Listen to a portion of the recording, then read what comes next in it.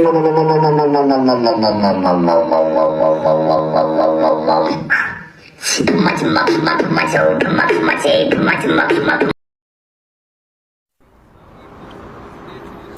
с женой переехали в нашу новую квартиру в 2015 году. Дочке исполнился год. У нас была большая спальная кровать, и мы спали обычно все вместе. После переезда в эту квартиру наша девочка немного изменилась. Она могла ночью проснуться и сесть играть с куклами и игрушками. Мы не обращали на это внимания, тем более она через час быстро засыпала. Потом она стала часто играть в прятки. Сначала со мной, потом сама по себе. И могла сидеть так, спрятавшись в полной тишине, пока я не найду ее. Бывало даже так. Мы сидим в одной комнате, она смотрит мультфильм. Но когда я выхожу, даже на минуту, она сразу прячется под стол и не вылезает оттуда, пока я не приду.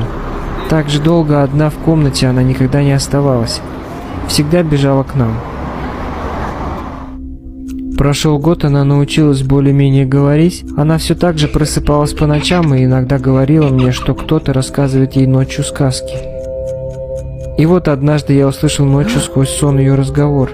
Она говорила с кем-то. Когда я проснулся, она смотрела в окно. Потом она мне сказала: «Папа, тетя не дает мне спать». «Какая тетя? Давай поспим». «Там, в окне».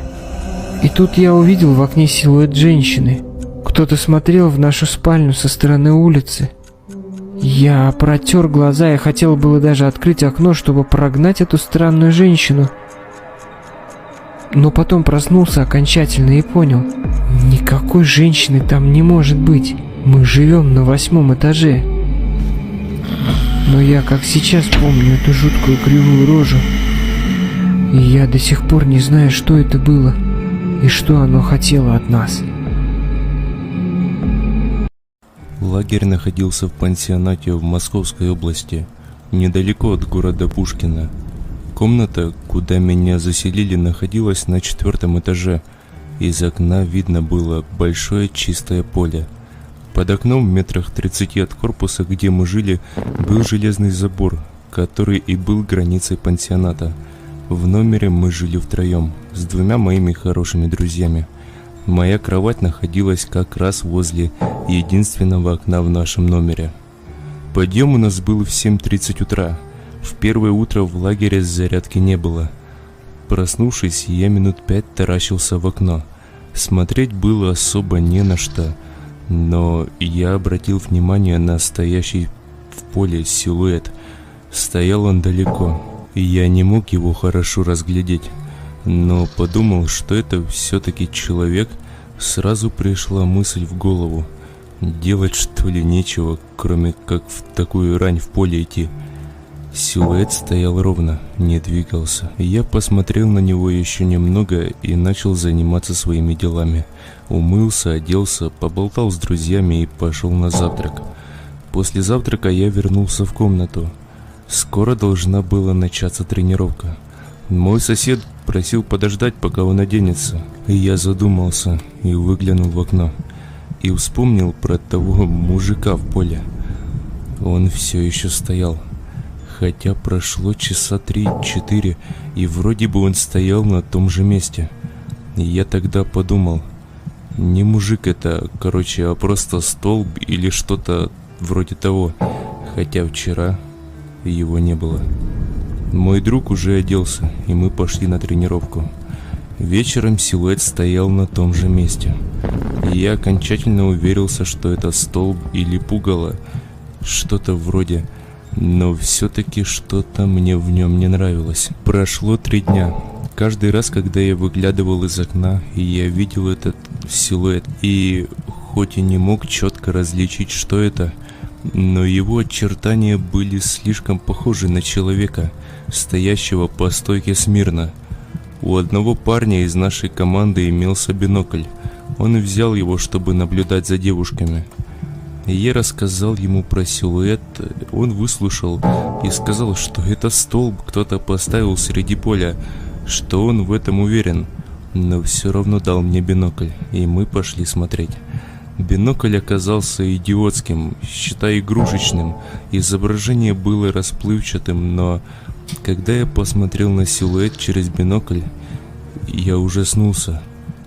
Я все еще не мог рассмотреть его, но было четко видно, что его рука двигалась. Он, похоже, гладил ей себя по голове. Я смог разглядеть его руки, ноги. Он был в черной одежде. Лица не было видно. Мне было реально стрёмно. Получается, в поле постоянно стоит человек и, судя по всему, смотрит в сторону нашего пансионата. Прошло немного времени. Вскоре вся команда узнала об этом и стала тоже наблюдать за ним. Когда бы мы ни выглядывали, он всегда стоял на месте. Я даже один раз посмотрел в бинокль ночью и смог разглядеть его в поле. Мы хотели выйти в поле и подойти к нему, но выходить за территорию пансионата нам было строго запрещено. Жизнь шла своим чередом. Мы ели, спали, тренировались, общались, но то существо все еще стояло там. Под конец сборов мы все-таки рассказали нашей уборщице про эту ситуацию. Она обещала сходить и посмотреть, кто там стоит. Но уборщицу мы больше не видели. И, наконец, в последний день любопытство победило. Мы плюнули на запрет тренера и пошли в поле. Но, перебравшись через забор на территорию лагеря, мы увидели только чистое поле, и никого там не было. Хождение по полю ничего не принесло. Человек просто испарился. Хотя перед тем, как выйти из пансионата, мы из окна видели, как он там стоит. Но как только мы вернулись в комнату и выглянули из окна, силуэт вновь был там. Да пошел к черту этот урод! Мои офигевшие друзья со мной согласились. Но это еще не все. К вечеру мы должны были уезжать. Мы все собрали свои вещи.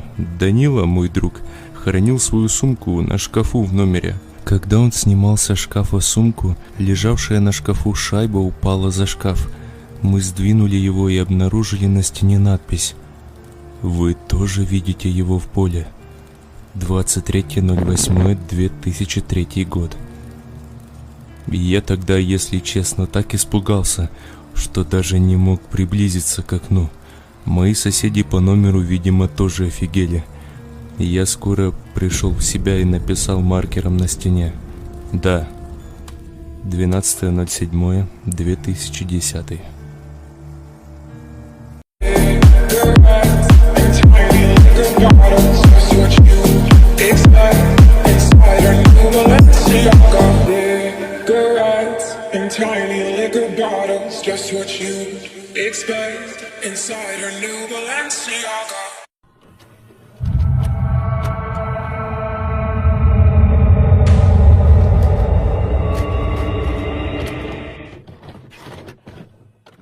Рассказ ведется от лица девушки. Совсем недавно мы с моим 5-летним сыном переехали в новую квартиру. Нет, мы не купили ее. Ведь в наше время обычному человеку вот так просто взять и купить квартиру чрезвычайно сложно, а зачастую даже и невозможно совсем. Я нашла нормальное жилье. И нет, вы не услышите сейчас то, что встречается вообще во всех подобного рода историях. Цена ее была довольно немаленькая, но других хотя бы немного похожих вариантов не было совсем.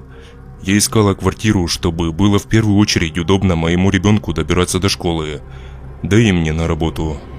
Мы жили раньше с бывшим мужем в его квартире, но этот подонок бросил меня с ребенком, а сам выбрал молоденькую студентку, которая лишь сосала с него деньги, да и не только деньги.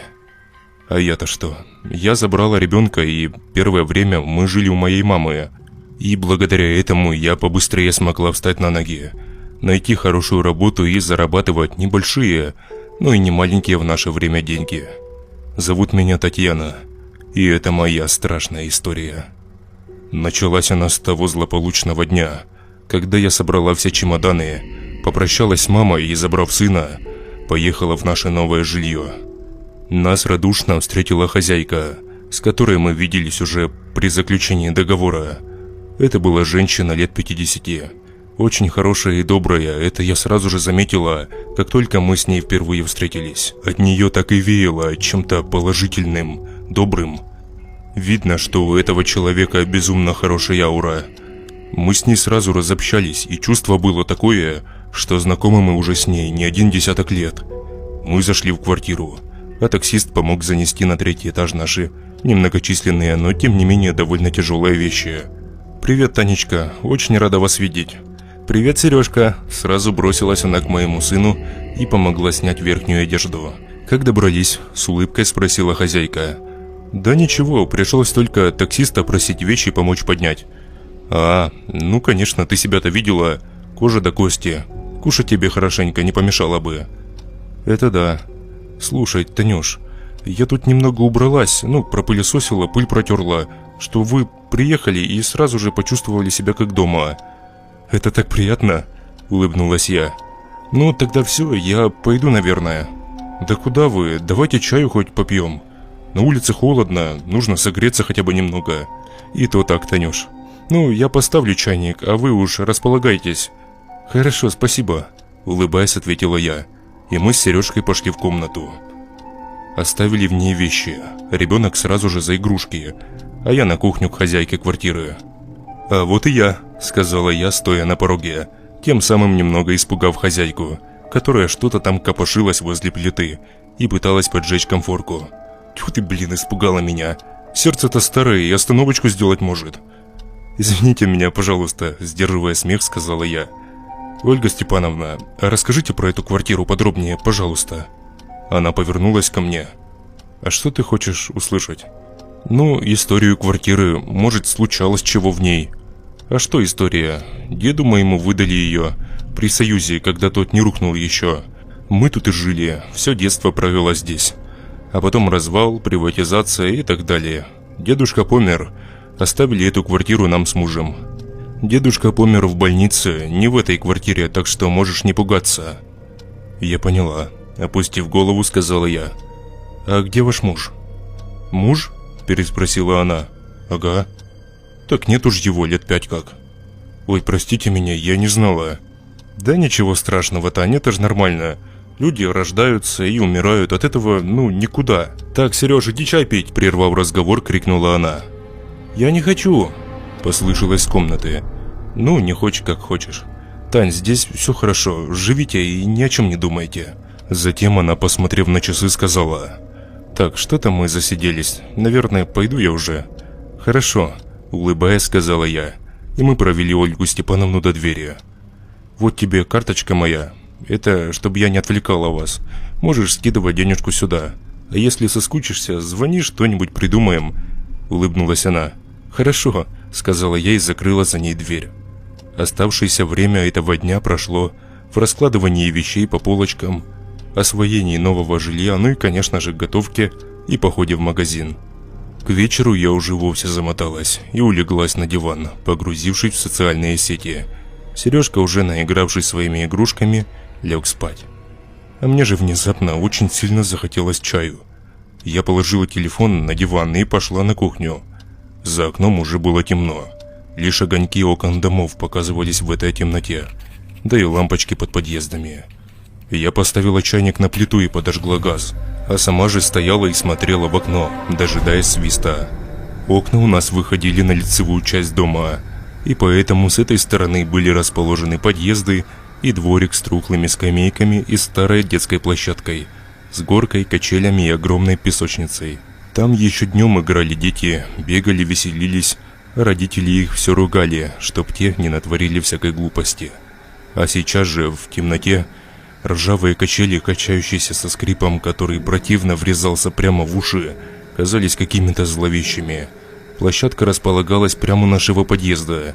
Именно поэтому мне было так хорошо ее видно.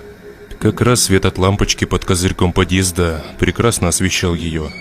Отвлек меня от этих мыслей свист чайника, отчего я быстренько выключила его, чтобы ненароком не разбудить Сережку. Заварила себе чайку и ушла в комнату, выключив свет на кухне. Зашла в нее и вновь погрузилась в недры интернета. И вытащить меня оттуда смог только скрип, раздавшийся со двора. Я повернула голову в сторону окна Я сразу поняла, что это за скрип и откуда он доносится. Это качели. Скрипели качели, как будто на них кто-то катался. Их уже хреновую тучу лет никто не смазывал. Я знаю, что это за звук. Я слышала его сегодня, когда подходила к дому. Может, ветер? На улице погода, конечно, так себе. Целый день пасмурно было. Вполне возможно, что ветер усилился и качает качелю. Успокоила я себя и продолжила заниматься своими делами. Но позвольте, когда скрип этот продолжался уже почти полчаса, мне это порядком надоело. Я поднялась, открыла балкон. Моему удивлению не было границ. Когда ветра на улице не было от слова совсем. Странно, откуда тогда этот осточертевший мне скрип? Я выглянула на улицу. Качели не двигались, а скрипа как будто и не было вовсе. Странно очень. Может, дебилы малолетние бегают и драконят людей, так уже 1 час ночи. Хотя мало ли, это время уж давно перестало быть для детей и подростков поздним. Плюнув на все это, я пошла в комнату, застелила кровать и пошла в душ. Но только стоило мне выйти в коридор, как скрип раздался вновь. Ну, думаю, только попадитесь мне на глаза, малолетки долбаные.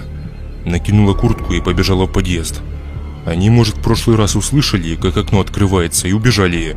Сейчас же я спускаюсь на 1-й этаж, чтобы поймать их и вставить хорошеньких люлей. Но когда спустилась, там опять никого не оказалось. «Да что же это за бред такой-то?»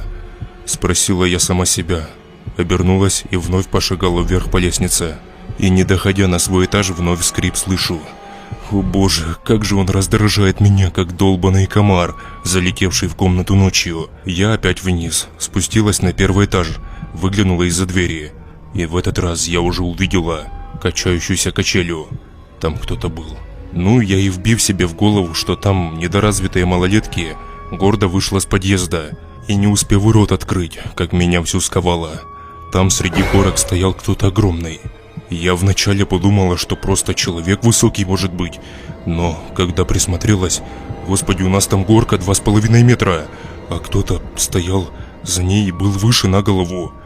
Я не увидела на нем одежды, не увидела обуви. Это было серое пятно с руками и ногами. Пятно, от которого бросало в дрожь, от которого каждый волосок на теле вставал дыбом. Но это все еще полбеды. А вот когда он двигаться начал, это поразило и напугало меня до такой степени, что я мало не рухнула на пол, потеряв сознание. Но нет, я все еще держалась, стояв за подъездной дверью. Я смотрела на все это действо там, на детской площадке. Он не видел меня, а у меня заиграл безумный интерес понять, что же это такое и что оно там делает. От одних его движений мне становилось не по себе, и с каждой проведенной здесь секундой мне все больше и больше хотелось убраться домой. Нечто ходило по площадке, шатало туда-сюда качели, отчего, собственно, и раздавался этот звук, из-за которого мне пришлось выйти сюда. И все же, приняв решение, что лучше будет наблюдать за ним с балкона своей квартиры или же через окно, я потихоньку поднималась по ступенькам домой. Открыв дверь, я зашла в квартиру. Смотрю на площадку, а он все еще там. И я, недолго думая, достаю телефон, чтобы на видео снять его. Тогда-то и пошло все по женским половым органам. Включила камеру. Мало того, что в реале я вижу его, а на камере он не отображается. Комок мигом образовался в моем горле, и мне стало трудно дышать. Но самая главная моя ошибка – это то, что я нажала снимать, и в телефоне загорелась вспышка. Это и привлекло его внимание. Я застыла, как статуя, в надежде, что он меня не увидел. Но как же я ошибалась. Мельком я увидела, как он повернул свою голову. И казалось, что взглядом своим оно заползло мне прямиком в самую душу. Мне стало плохо. У меня как будто отказали ноги, и я упала на пол. Но я слышала довольно хорошо, как оно приближается сюда. Затем тишина. Я подняла голову. Оно прямо к балкону прыгнуло. Не прошло и 3 секунд. Как же оно успело так быстро добраться ко мне? Теперь-то я его и увидела. Это было нечто ужасное. У него были лишь маленькие, как черные бусинки, глаза и безумно большая пасть. Оно водило своими костлявыми пальцами по окну, издавая характерный звук. Сказать, что меня охватил такой животный ужас, которого я в своей жизни никогда не испытывала, это ничего не сказать. Боже, видели бы вы пальцы его, это вообще отдельная история. с 10, а то и больше фаланками, такого коричнево-серого цвета. Он водил ими по окну и смотрел мне прямо в глаза, и от его взгляда хотелось скрыться куда-то как можно быстрее. Я открыла дверь балкона и зашла в комнату, и, к моему удивлению, он как появился за секунду, так и исчез. Я побежала в комнату сына. «Сереж, вставай, вставай! Сереж, нужно ехать!» «Куда, мам?» «К бабушке поедем, вставай быстрее!» У меня уже текли слезы по щекам. Я себе места просто не находила после увиденного. «Давай, давай, давай, сынок, быстрее!» Я в спешке начала одевать сына. «А зачем к бабушке, мам?» Так нужно, сыночек. Почему ты плачешь?» Да нет, тебе показалось, все хорошо!» Фальшиво улыбнувшись, сказала я. Одев сына, я сказала ему: «Так, стой в прихожей, а я пока заберу твою сумку». «Хорошо, мам». Я пошла обратно в комнату, дабы вещи свои забрать, хотя бы первой необходимости, деньги, документы и так далее. Когда слышу звонок в дверь, и тут же: «Мама, я открою!» «Сынок, никому не открывай дверь, слышишь?» Но было уже поздно. Он любил бегать открывать дверь маминой подруге, когда мы еще у нее были. Она жила этажом выше и каждый вечер приходила к нам на чай. А нам лень было идти, мы сидели, разговаривали по-своему, вот малого и припахивали. И именно это сыграло злую шутку. Он открыл двери в этот раз, но там уже стояла далеко не мамина подруга. Там стояло то самое отродье, которое мне не посчастливилось увидеть на детской площадке. Оно стояло в метре от двери. Голова его двигалась взад-вперед, влево-вправо, такими быстрыми рывками, и вмиг оно схватило моего ребенка. Тот завизжал, я бросилась за ним, но не успела. То существо, положив свою огромную конечность на голову Сережки, одним движением повернул ее на 180 градусов с характерным хрустом. Так что лицо оказалось на стороне спины, и крик его прекратился. Трупик Сережки упал на пол, а у меня случилась истерика. Я упала вслед за ним, крича, била руками пол, а оно стояло, любовалось моими мучениями. Оно получало удовольствие от этого, но почему же оно не трогает меня? Моего крика почему-то не слышал никто из соседей. Никто, сука, не слышал, что здесь происходит. «Почему ты стоишь там, тварь? Иди сюда! Меня возьми, чего ты? Кишка тонка!» В ответ на мои слова тварь подняла моего сына и скривила свою мерзкую рожу в ужасной улыбке. Оно бросило в мою сторону трупик Сережки, свалив меня с ног. Не успела я прийти в себя, как его уже не было. Я села в прихожей и очень горько заплакала. Он так и лежал рядышком, с перекрученной головой, и личико его смотрело прямо на меня. Уже начинает светать. За все это время у меня начала ехать крыша по-настоящему. Я везде вижу его, то существо, которое за руку ведет моего сына куда-то вдаль. Нечисть всегда забирает души невинных. Правильно, зачем же и мы, взрослые люди? Солнце уже поднялось на горизонте. Я написала все здесь. Мама, прости меня, надеюсь, ты прочитаешь это. Сейчас выброшу блокнот с окна. И да, нужно не забыть открыть газ. Я не хочу жить больше в этом мире.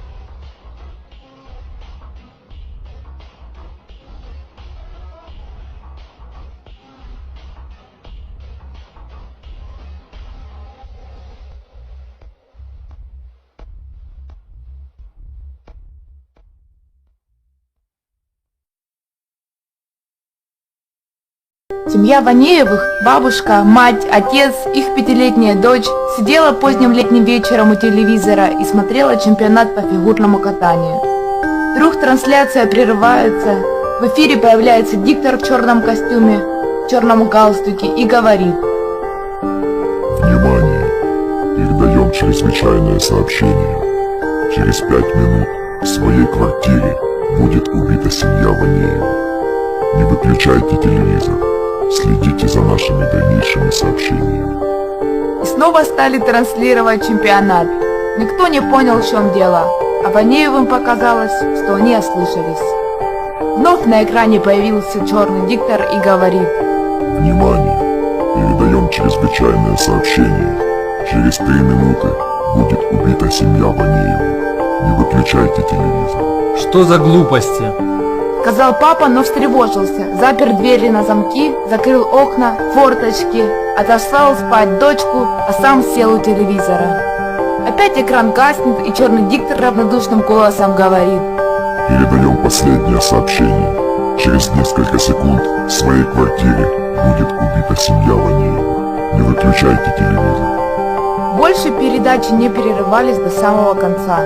На утро соседи Ванеевых, которые тоже слышали это сообщение, постучались к ним, но безуспешно. Никто не открывал. На всякий случай вызвали милицию. Дверь взломали и увидели, что семья Ванеевых задушена. Страшное известие мигом облетело город, и вечером напуганные горожане сидели у телевизора и ждали. Многие сомневались, что на самом деле было такое сообщение. Проходит спокойной ночи, малыши, затем начинается программа «Время», и когда до ее конца остается совсем немного времени, прерывается, и диктор в траурном костюме зачитывает: Внимание! Передаем чрезвычайное сообщение. Через 3 минуты будет убита семья Кравцовых. Не выключайте телевизор. Следите за нашими дальнейшими сообщениями. Пока милиция разыскивала адрес приговоренных к смерти, сообщение повторялось несколько раз, и больше в этот вечер диктор на экране не появлялся. Естественно, когда нашли Кравцовых, они были задушены. Никто не мог разгадать, каким образом убивали людей, надежно закрытых в своих квартирах. Диктор появлялся не каждый вечер, но едва он начинал свои адские сообщения, на другой день находили все новые жертвы. Город не работал, жители только сидели у телевизоров и обреченно ждали, когда наступит их черед. В одной семье жил 7-летний мальчик, который сильно не хотел умирать. Когда диктор тем же равнодушным голосом объявил, что через 3 минуты будет убита его семья, он обхватил голову руками и задумался изо всех сил, пока его родители в ужасе бегали по квартире, укрепляли дверь, подтаскивали к окнам мебель, прятали под кроватью 2 его сестренок. И вот когда черный диктор передал последнее сообщение, что через несколько секунд будет убита его семья, мальчик бросился под телевизор и резко крутанул ручку трансформатора. Напряжение увеличилось, кинескоп взорвался. И взорвался в тот самый момент, когда диктор-убийца выходил из телевизора.